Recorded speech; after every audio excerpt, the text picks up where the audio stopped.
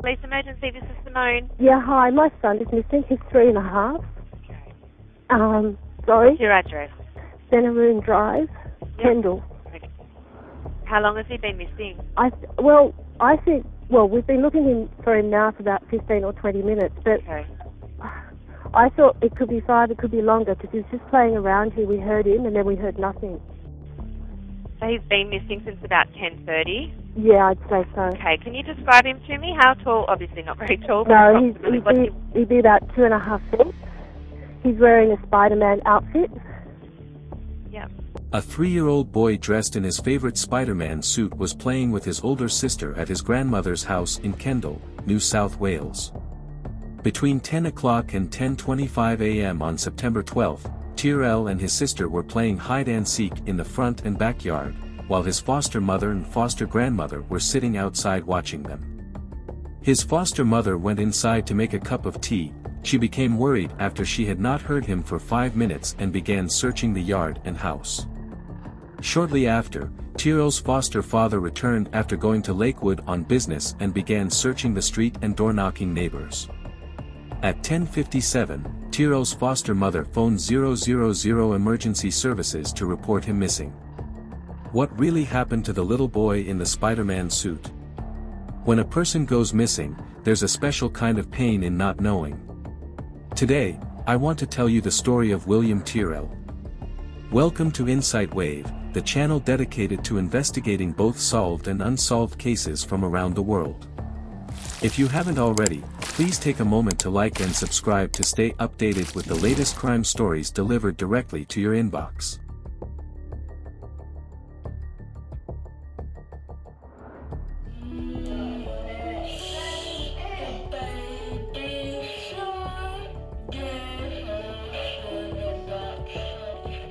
Born in Sydney, Australia in 2011, William's early life is shrouded in secrecy due to Australian laws protecting foster children. It wasn't until 3 years after he went missing that the public even knew he was in foster care at the time. News reports initially portrayed him as simply visiting his grandmother with his parents. This secrecy extended to William's biological family. Even though they were alive and well, a legal gag order prevented them from speaking publicly for years. Incredibly, an interview with William's mother, filmed a year after his disappearance, existed but remained unseen for years. Adding another layer of mystery, William's parents' identities are still shielded by law. Even a 60 Minutes interview commemorating the first anniversary of his disappearance, where his mother's face was hidden, couldn't reveal their names. This all happened before a 2017 ruling that finally allowed mention of William's foster care status. William was stolen. He was abducted, he was kidnapped, he was stolen. Whatever word you want to use, somebody decided to take him. Toys are all they have to hold on to. One's a little Spider-Man toy that he always used to play with all the time. Private family matters mean the family and we can't show their full identity. But this is the first time they've been able to tell their story freely, so people can understand their loss and know a lot more about their boy. Happy birthday, William. What are some of the other things that he... Probably the one that he always slept with most of the time. When we always went to bed, he would always ask for it. Which was little Tara. There are always funny things they get attached to, aren't they? Yeah, and I just... He can't sleep without little Tara. We've got everything that he played with and he loved, but that's all we've got. We don't have a boy. We need him home. At this stage, the following is known of William's situation and why he ended up in a foster family. The circumstances surrounding William's situation and his placement in a foster family reveal a complex and challenging past. According to a Daily Mail Australia article from the summer of 2023, William's biological mother, whose name remains undisclosed, had a history of encounters with law enforcement, including an incident where she assaulted an officer. William's father, employed as an excavator, was part of a tumultuous relationship with her. William's parents' relationship was marked by frequent arguments, leading to police interventions and court-mandated domestic violence classes. Despite attempts at reconciliation, their relationship remained strained, prompting welfare workers to intervene when they observed the couple together with William, contravening court orders. This intervention led to William being placed with a foster family residing in a wealthy neighborhood on Sydney's North Shore. Attempts by William's biological parents to regain custody were unsuccessful despite spending approximately $4,000 on legal fees. Initially granted visitation rights, the frequency of their visits decreased over time, with the foster parents contesting further access. Concerns arose regarding William's well-being during visits, with reports of inappropriate clothing and unexplained bruises. Moreover, troubling accounts surfaced from William's foster father, detailing incidents of physical instability. The foster parents attributed William's behavioral challenges to his ongoing visits with his biological parents. Despite these difficulties, the foster parents pursued adoption proceedings without the knowledge or consent of William's biological parents. On August 21, 2014, William's birth mother and father see their son at a Chipmunks Play Centre at Macquarie Park, northern Sydney. They had missed their June visit because the mother was sick. Therefore, this visit was 2 hours instead of 1. At the visit, they gave William shoes and clothed and hugged and kissed him goodbye. It would be the last time they ever saw their son.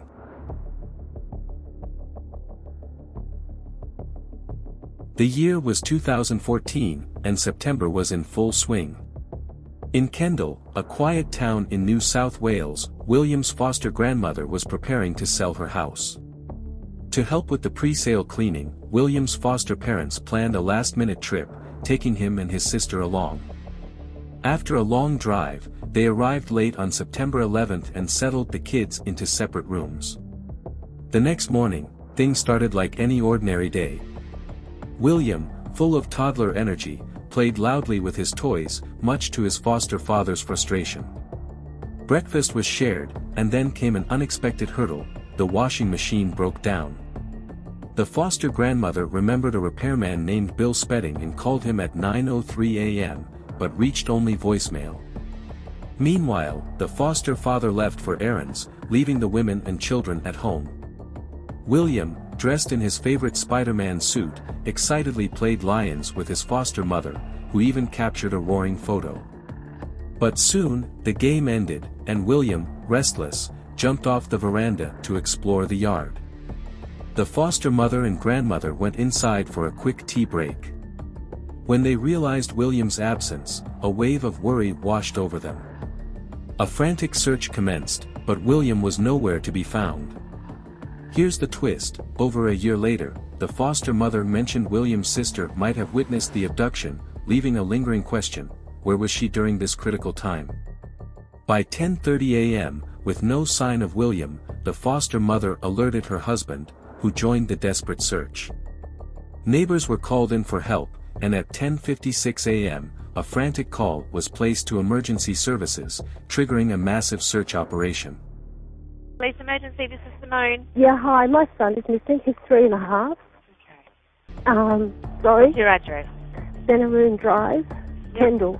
Okay, Benaroon Drive in Kendal. Yes, Alright, I'm just going to bring that up on my map. It won't be a moment. thank you.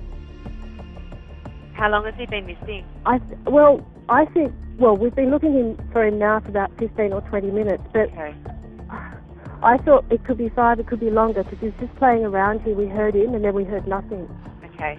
So what the nearest cross street It's, being Ellendale Crescent, is that right? So what is it? Ellendale Crescent? I don't know. This is my mum's house. Okay. Hang on. There's another lady out helping us look for him. I'll see if I can find her. But it's Benaroon, B-E-N. Yep. A-R-O-O. Yeah, I can see where you are. I'm just wondering. Yeah, so it's Benaroon Drive in Kendal, and I've got your nearest cross street as being Ellendale Crescent. It could be. I don't know. Okay.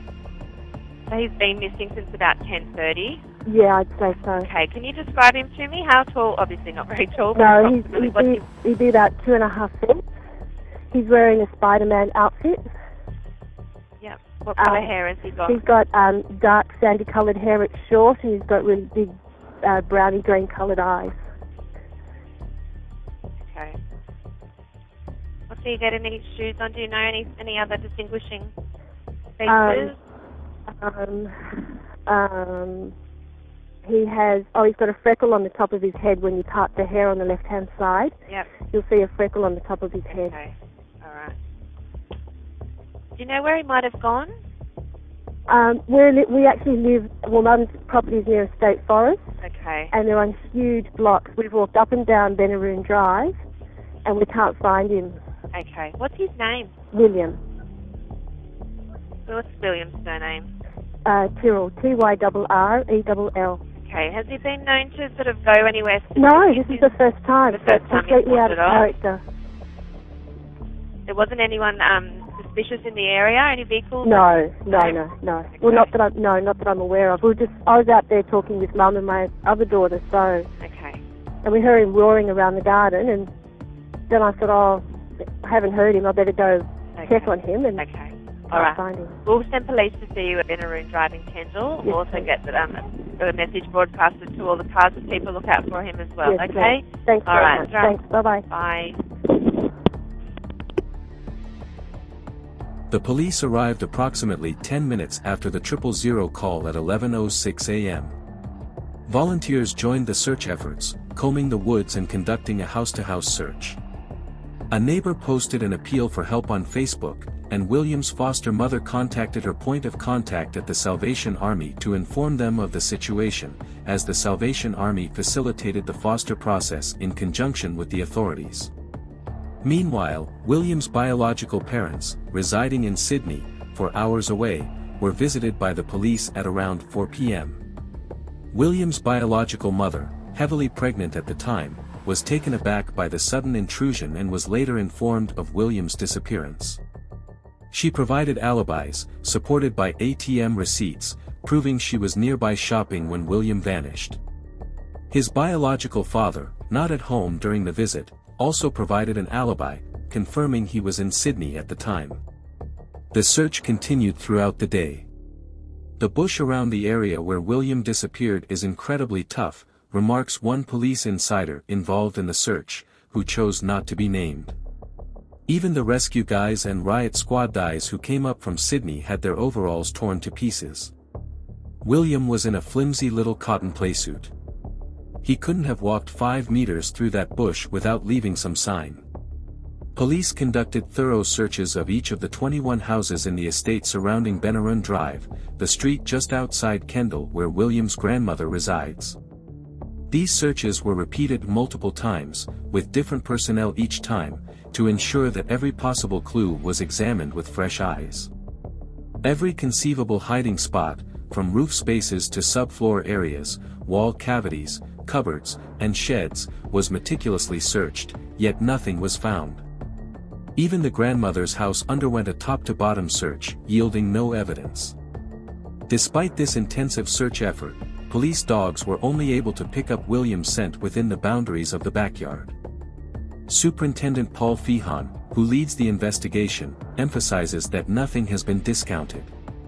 He describes the starting point of the investigation as a narrow 5-minute window during which William disappeared from sight while his mother and grandmother were inside the house. Feehan stresses the importance of maintaining an open mind about what might have happened, including the possibility of human intervention and the hope that William is still out there, perhaps alive. He refers to William affectionately as young William, and expresses optimism that new leads may yet emerge. The search on the first day went well into the evening before halting for the night, with temperatures dropping to 55.76 degrees Fahrenheit, posing concerns for William's well-being, especially considering he was last seen in a costume. The search resumed at 6 a.m. the following day, with search and rescue dogs, police helicopters, and volunteers, including surf lifesavers and locals on horseback, scouring the area. Despite extensive efforts, no trace of William was found beyond the foster grandmother's property. Concerns heightened when Strikeforce Roseanne, a task force including sex crimes officers, was formed on September 15, investigating the alarming number of registered sex offenders in the area. On September 18, nearly a week after William's disappearance, the foster mother recalled seeing 3 suspicious cars on Beone Drive before his disappearance. This detail, initially unmentioned, raised suspicions about potential foul play. Additionally, she mentioned hearing a sharp scream resembling a child's cry, adding to the mystery surrounding William's disappearance. Despite exhaustive searches and investigations, the physical search was called off after a week, with no sign of William. The foster parents returned to Sydney, while the investigation focused on potential suspects, including the washing machine repairman, Bill Spedding. In January 2015, police obtained a search warrant for Bill Spedding's residence, Spedding's Bonny Hill, as well as his pawnbroker business and an adjacent office. The search, highly publicized, involved the removal of a mattress and a computer for further investigation, along with the draining of Sping's septic tank. Following the search, Spedding closed his pawnbroker business and retreated from public view, facing intense media scrutiny and suspicion. Despite Spedding's repeated denials of involvement in William's disappearance, suspicions persisted, exacerbated by media coverage. Notably, while the names of William's foster parents and biological parents remained undisclosed, Sping's identity was widely publicized, with the lead investigator openly discussing him and even displaying his photos. Sping claimed he had visited the Kendall house only once, on September 9, 2014, days before William's disappearance, intending to return on September 18 to complete the repair job. However, police received an anonymous tip alleging Spedding's involvement in child sexual offenses, prompting an investigation. Subsequently, Spedding was charged with historical child sex offenses dating back to the 1980s, although these charges were later dropped due to lack of evidence. I believe you went to that address at 48 Benaroon Drive, Kendall, on the 12th of September 2014. I never went near there. You were there to fix that washing machine.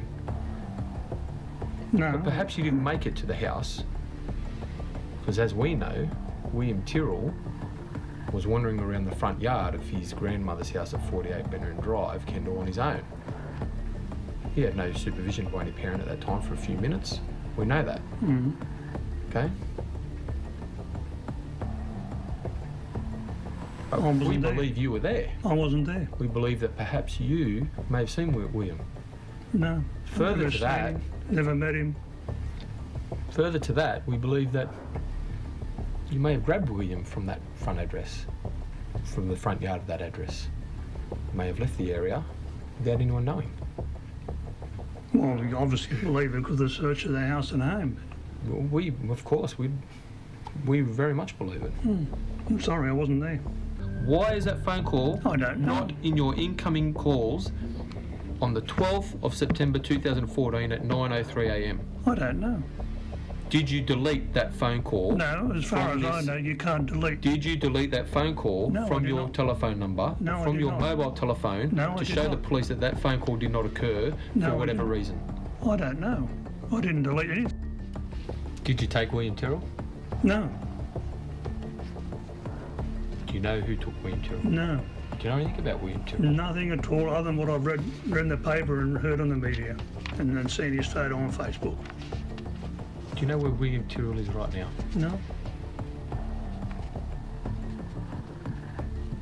Spedding and his legal team contended that these charges were part of a smear campaign orchestrated to pressure him into providing information on William's whereabouts. In 2019, Sping announced his intention to sue the New South Wales Police for reputational damage, leading to a court ruling in December 2022 awarding him $1.5 million.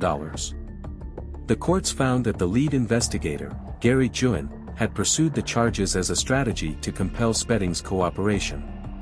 The police appealed the decision, but in 2023, the ruling was upheld, with Spedding awarded an additional $300,000 in interest. The court's scathing assessment of the police's conduct underscored the gravity of the situation, emphasizing the need to uphold the integrity of the criminal justice system and avoid similar instances of misconduct in the future.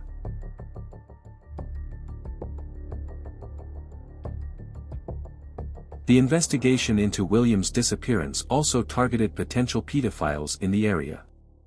On April 17, 2015, police disclosed that they were looking into reports of a pedophile ring operating in the vicinity as the one-year anniversary of William's disappearance approached. Subsequently, more information about the investigation became public. On September 7, police issued an appeal for information regarding 3 specific vehicles observed in the area on the day of William's disappearance: a dark gray old model medium-sized sedan, an old white station wagon, and a dark green or grayish-colored sedan.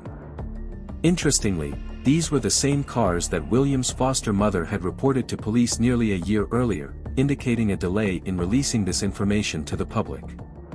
Around the one-year mark, a significant interview with William's foster parents aired on 60 Minutes Australia, where they recounted the heartbreaking events of the morning William vanished. Lead investigator Gary Juin stated that the foster family had been cleared of involvement and posited that William's disappearance was likely a stranger abduction. He suggested that William might have run down the driveway in anticipation of his father's arrival, presenting an opportunity for a stranger to exploit. Criminal profiler Dr. Sarah L. supported the theory of an opportunistic crime, considering the unpredictable nature of the foster family's visit and the location of the home on a dead-end street. The Spider-Man costume worn by William could have facilitated immediate rapport with the abductor, according to Juin and L. Meanwhile, the investigation into the pedophile ring led to charges against members of a local senior citizens group called GPA, Grandparents Parents Again, formed by Uniting Care Burrside and the Country Women's Association. 2 members, including the former president, were charged with indecent assaults on children.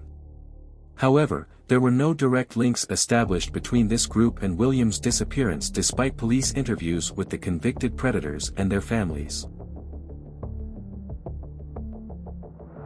In June of 2023, almost 9 years since William Tyrrell vanished from NSW, police have reportedly made a major breakthrough in the investigation, recommending charges in regards to his disappearance. In March of 2024, a magistrate has dismissed numerous domestic violence allegations against William Tyrrell's former foster parents, while upholding counts of intimidation against each. The prosecution's case included arguments over household chores, such as cleaning a bedroom and stacking the dishwasher.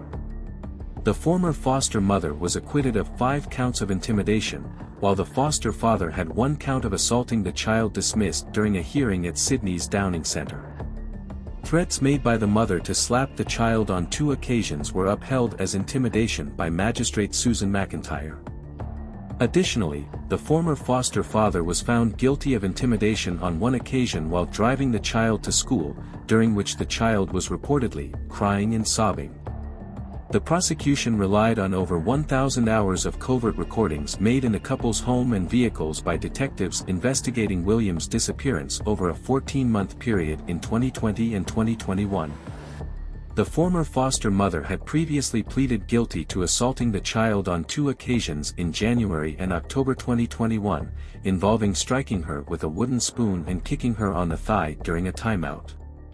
Her lawyers argued that her actions did not constitute a pattern of violence, and the magistrate accepted that she was distraught and remorseful for her actions. The former foster father was cleared of assaulting the child while implementing a timeout, during which he placed his hands on the child's shoulder and applied pressure to place them in a seated position. Interviews with the child, conducted by homicide detectives, indicated that they had never been hurt by the foster father. Additionally, on the 27th of March, William's foster parents have been sentenced to 12-month good behavior bonds after they were found guilty of intimidating a child. The charges arose after police planted surveillance devices in their home and car and secretly recorded 1,000 hours of audio over 14 months as part of Strike Force Roseanne, which was set up to investigate William's disappearance. The court was told the foster father had sworn and shouted at the child, causing the child to cry while on the way to school. The foster father could be heard in covert police recordings telling the child every F*** King day, and later to move, F*** King, move. The 57-year-old was also acquitted of assaulting the same child. Magistrate Susan McIntyre found that while the foster father had used physical force to enforce a 44-minute timeout, it amounted to lawful use of force. The foster mother, 58, was found guilty of intimidation, while another similar count of intimidation was dismissed.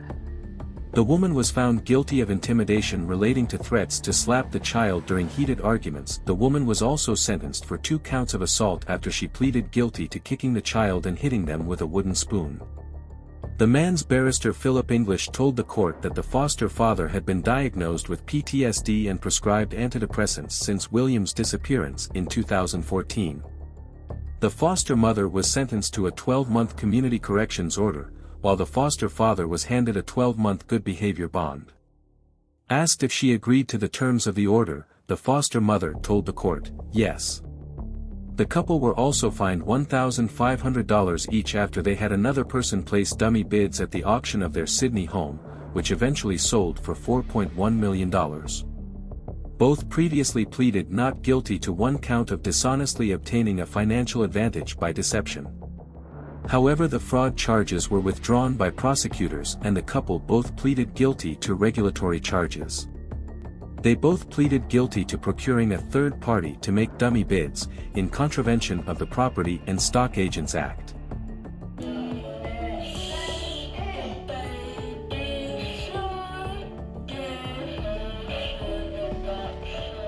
As of today, William Tyrrell remains missing. The search continues, fueled by a community desperate for answers. The recent developments, while offering a glimmer of hope, leave more questions unanswered. We at Insight Wave are committed to keeping this case alive. We'll continue to provide updates as they become available, and we encourage you to share any information you might have that could help bring William home. If you have any information regarding William Tyrrell's disappearance, please contact NSW Crime Stoppers on 1-800-333-000. William's story is a stark reminder of the enduring power of hope and the unwavering pursuit of justice. Let's keep his name alive and bring him home, wherever he may be.